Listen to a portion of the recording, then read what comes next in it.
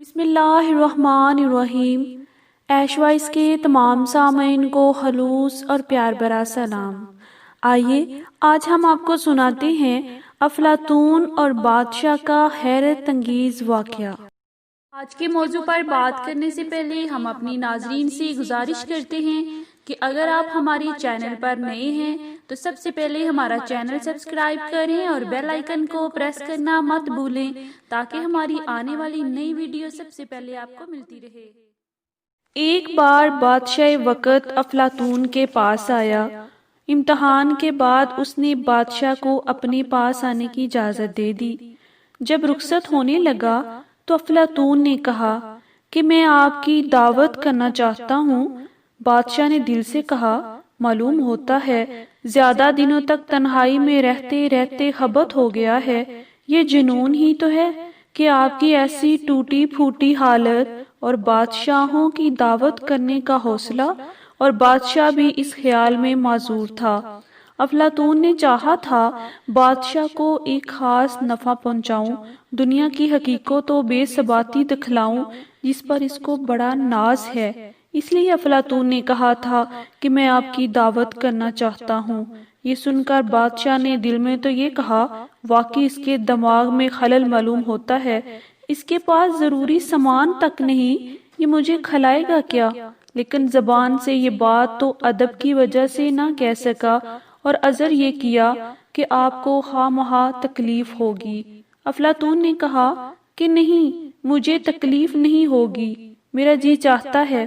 جب اصرار دیکھا تو بادشاہ نے دعوت منظور کر لی اور کہا کہ اچھا آ جاؤں گا اور ایک آدھ ہمراہی میرے ساتھ ہوگا۔ افلاطون نے کہا کہ نہیں، لشکر، فوج، امراؤ سب کی دعوت ہے، غرض ایک ساتھ 10,000 کی دعوت کر دی، اور لشکر بھی معمولی نہیں، خاص شاہی لشکر۔ بادشاہ نے کہا، خیر خبر تو ہے ہی صحیح، یہ بھی صحیح۔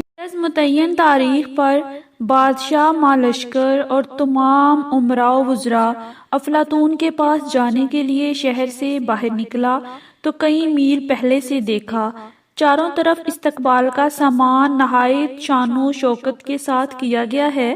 ہر شخص کے لیے اس کے درجہ کے موافق الگ الگ کمرہ موجود ہے، دو طرفہ باغ لگے ہوئے ہیں۔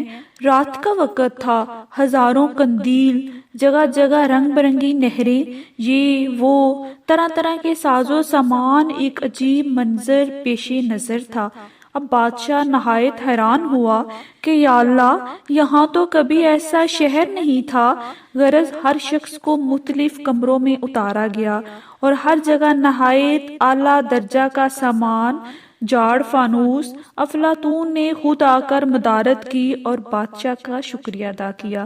ایک بہت بڑا مکان تھا، اس میں سب کو جمع کر کے کھانا کھلایا گیا، کھانے ایسے لذیذ کہ عمر بھر کبھی نصیب نہ ہوئے تھے۔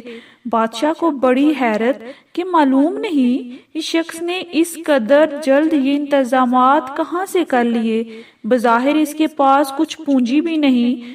یہاں تک کہ جب سب کھا پی چکے تو عیش و طرب کا سامان ہوا، ہر شخص کو ایک الگ کمرہ سونے کو دیا جو ہر قسم کے ساز و سامان سے آراستہ تھا۔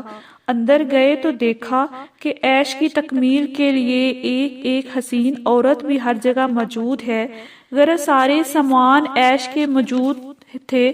خیر وہ لوگ کوئی متقی پرہیزگار تو تھے نہیں، بلکہ خواہ مخواہ کے آدمی تھے۔ مرد آدمی مہمانی کا یہ رنگ دیکھ کر بڑے خوش ہوئے، رات بھر بڑے عیش اڑائے، کیونکہ ایسی رات انہیں پھر کہاں نصیب ہوتی، یہاں تک کہ سو گئے۔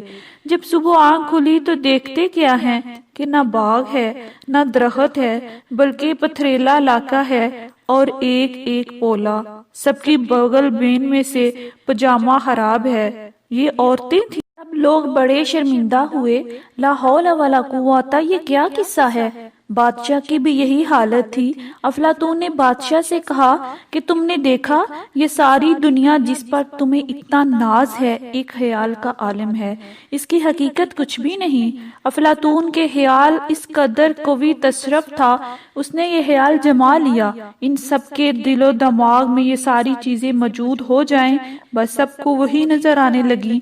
جب وہ سو گئے اس نے اپنا اس خیال کو ہٹا لیا، پھر صبح اٹھ کر جو انہوں نے دیکھا تو کچھ بھی نہ تھا۔ افلاطون ریاضت و مجاہدہ بہت کیے ہوئے تھا، اس لیے یہ قوت اس کے خیال میں پیدا ہو گئی تھی۔